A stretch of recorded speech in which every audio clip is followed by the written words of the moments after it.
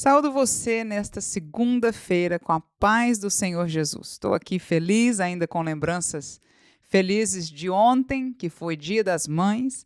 A gente recebe aquela lembrancinha dos meninos, a saudação de alguns irmãos e amigos, familiares, graças a Deus. Mas diante do Senhor, a nossa gratidão sempre de ter nos dado o privilégio de sermos mães. Verdadeiramente, só quem é mãe sabe o trabalho, a mudança de vida que é, mas o privilégio que foi colocado em nossas mãos, este eu quero agradecer ao Senhor, junto a você neste dia também, agradecendo a Deus por esta vitória, esta graça na nossa vida. Eu quero convidar você a tomar a sua Bíblia, se for possível, se você tiver ela aí pertinho de você, Lucas capítulo 5, alguém que possa nos estar escutando numa viagem, dirigindo para o seu trabalho, com certeza vai ser um pouco mais complicado, mas se você tiver a oportunidade nestes devocionais, nós vamos ganhar muito mais se pudermos termos os olhos diante da Bíblia Sagrada. Portanto, nós vamos continuar segundas, quartas e sextas, nós estamos seguindo a leitura do Evangelho segundo São Lucas, e hoje nós vamos ler um texto, versículo 12 ao versículo 16. O texto bíblico diz o seguinte: E aconteceu que, quando estava numa daquelas cidades, eis que um homem cheio de lepra, vendo a Jesus, prostrou-se sobre o rosto e rogou-lhe, dizendo: Senhor, se quiseres, bem podes limpar-me. E ele, estendendo a mão, tocou-lhe, dizendo: Quero, ser limpo. E logo a lepra desapareceu dele. E ordenou-lhe que a ninguém o dissesse, mas disse: Vai, mostra-te ao sacerdote e oferece pela tua purificação o que Moisés determinou, para que lhe sirva de testemunho. Porém, a sua fama se propagava ainda mais, e ajuntavam-se muita gente para o ouvir, e para ser por ele curada das suas enfermidades.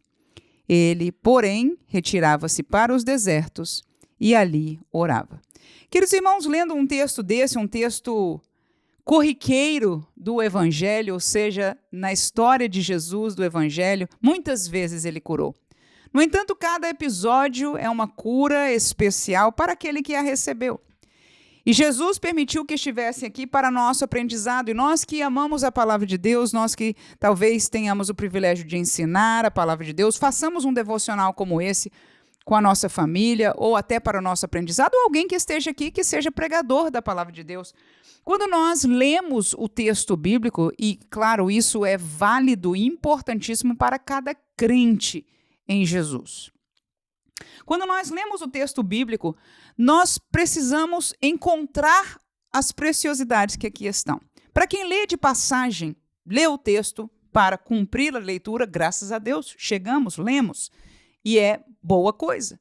No entanto, quando nós podemos tomar um tempinho para ter um devocional na leitura, nós queremos tomar atenção nas pérolas, nas lições, no que é a palavra de Deus, que não é um livro comum, pelo contrário, é um livro excepcional, porque ele veio de Deus e ele tem um projeto de Deus. A palavra de Deus diz mesmo nela mesma, ela não volta para Deus vazia.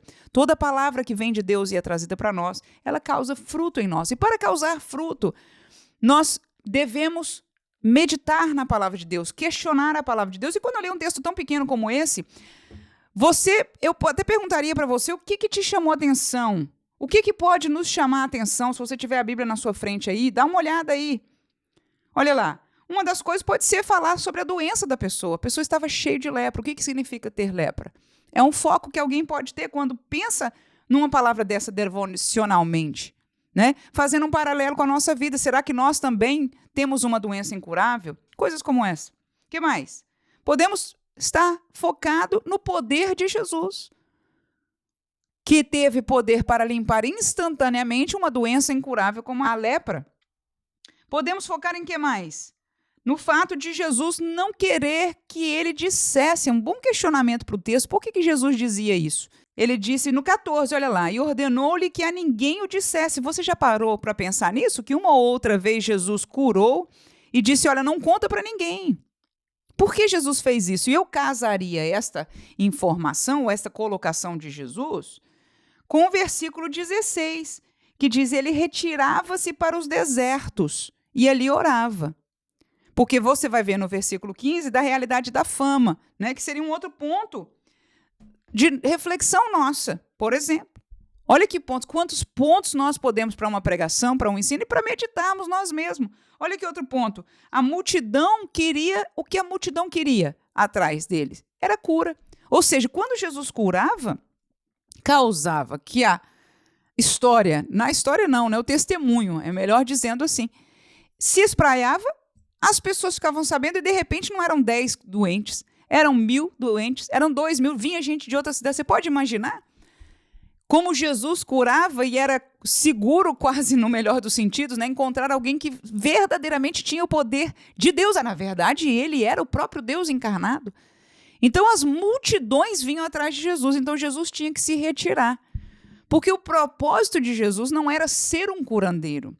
O propósito da cura não era só pelo fato de dar instantaneamente um alívio de uma enfermidade, até porque nós falamos isso recentemente num dos nossos episódios, caminhando nessas leituras aqui. A pessoa que é curada em vida, ela vai eventualmente ter uma outra enfermidade ou, de alguma maneira, ela também vai falecer por algum problema que o seu corpo, ou um acidente, enfim. No entanto, tendo todas estas opções para nós meditarmos na palavra de Deus, eu até ficaria curiosa, qual dessas chamaria a sua atenção? Em que o seu coração ou seu pensamento se ligou quando você leu este texto? Ou será que nós lemos e passamos batido? É muito interessante isso, e é para isso que nós estamos aqui nesse devocional, glória a Jesus. Mas eu gostaria de compartilhar com você o meu pensamento desta vez, quando eu li este texto. Aleluia. E eu fiquei na palavra, Senhor, se quiseres. A colocação deste homem foi uma colocação humilde, foi uma colocação própria. A Bíblia diz que fisicamente ele se prostrou, olha lá, sabendo da realidade que ele vivia, uma realidade de dor, de necessidade, né? Então ele disse, rogou-lhe, prostrou-se sobre o seu rosto e rogou-lhe, dizendo, Senhor, se quiseres, bem podes limpar-me. Irmãos, esta colocação é uma lição bíblica para a nossa sociedade evangélica hoje, principalmente carismáticos. E talvez, infelizmente, até muitos pentecostais. O que é que a Bíblia nos ensina aqui? Que nós não demandamos de Deus uma cura, que nós não afirmamos uma cura, que nós não fazemos existir pelo nosso tanto dizer, nem mesmo pela nossa fé. Escute, por favor. A fé deste homem fez ele vir a Jesus. A fé deste homem fez ele rogar a Jesus, porque ele disse, com fé, se quiseres, bem podes. Ou seja, ele não perguntou, será que tu podias me curar, no sentido de questionar. Ele falou seguramente, se o Senhor quiser me curar, eu sei que tu podes, bem podes me limpar. Foi a palavra dele. Então não faltou fé. No entanto, a colocação é a colocação que a Bíblia sempre nos traz. Não existe vazão para algo contrário. Existe para pedir muitas vezes, existe para rogar, mas a intenção e a colocação, como se em algo em nós, no sentido de tanto fazer, ou no sentido de manifestar, ou de ter poder nas nossas palavras, ou qualquer manipulação, ou ter poder em alguma através de um intermediador, isto não é bíblico. O milagre vem de Jesus e este homem sabia. Vinha com uma causa impossível, mas o pedido dele foi certeiro. E esta é o nosso sentimento e coração que a Bíblia nos traz para nós, que como ele vivemos neste mundo situações difíceis, situações de saúde, situações impossíveis e vamos a Jesus. E esta é uma maneira muito própria e bíblica de orar. Senhor, se quiseres, bem sei, aleluia, que tu podes. Faz, Senhor, eu estou rogando ao Senhor, glória a Jesus. E qual foi a resposta de Jesus? A resposta de Jesus foi, quero ser limpo. A resposta podia ser 3, eu aprendi isso muito cedo, nem me lembro quem foi a primeira pessoa que falou isso na minha vida. São 3 respostas que Jesus pode dar. Bem simples. Primeiro, eu quero, e fazer o milagre na mesma hora. Responder a nossa pergunta a ele, fazer aquele impulsivo ou a nossa vontade, porque este pai que nós temos, aleluia, às vezes cede nem as nossas necessidades, mas as nossas vontades. Que lindeza! Ele pode dizer quero e fazer. Ele pode dizer não quero. Pode não ser do querer de Deus. E nós temos que assumir esta realidade. Não existe, não é um evangelho verdadeiro, um evangelho que só assume o positivo. Positivismo é coisa de quem não tem fé. Fé é ver aquilo que Deus já concedeu, é ver além da humanidade, da realidade física, crendo, acessar mais aquilo que Deus deu, aquilo que prometeu e aquilo que Ele quer fazer. Você pode ter fé naquilo que Deus não quer fazer? Você imagina que loucura se isso fosse uma realidade, irmãos? Na nossa pequenez, na nossa carnalidade, nós desejamos coisas que não são próprias. Podem ser até nocivas para a nossa vida, a gente não sabe. Mas desejamos e afirmamos e confirmamos, né? Então não é próprio, aleluia. Vamos manter a fé na nossa vida, crendo que Jesus pode, mas a decisão é dele. Aleluia. Ele não tem que obedecer ao nosso querer. Ele faz se ele quiser. E se ele fizer como os amigos de Daniel disse, se o Senhor nos guardar e nos livrar, eu sei que o Senhor vai fazer. Mas se ele não fizer, ainda assim eu não nego. Viu a diferença, irmãos? Isso é o que a Bíblia nos ensina. Glória a Jesus. Glória a Jesus.